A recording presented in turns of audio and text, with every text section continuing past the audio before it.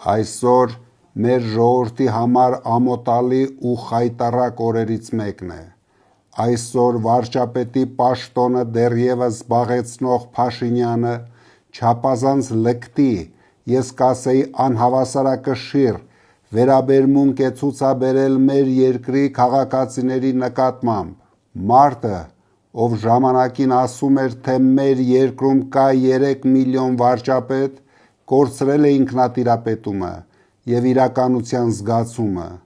Այսօր իր քարոզարշավի ժամանակ ժողովրդին իր նախընտրական ծրագրերը ներկայացնելու փոխարեն Փաշինյանը ձեռքերին ազատություն է տվել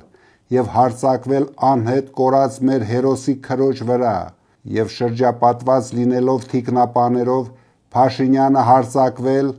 և վիրավորել է երիտասարդ տղամարդու։ Եվ այսպես շարունակ։ Սիրելի հայրենակիցներ, ուզում եմ ձեզ մի բան ասել. անգամ 20 օր Փաշինյանի երկրի ղեկավար մնալը վտանգավոր է մեր երկրի համար։ Մեր բոլոր հակառակորդները տեսնում են, թե ինչ հոգեբանական անհավասարակշիռ վիճակում է գտնվում մեր երկրի ժամանակավոր ղեկավարը։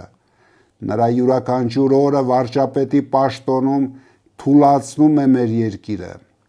Փաշինյանը խայտառակում է ոչ միայն մեր պետությունը,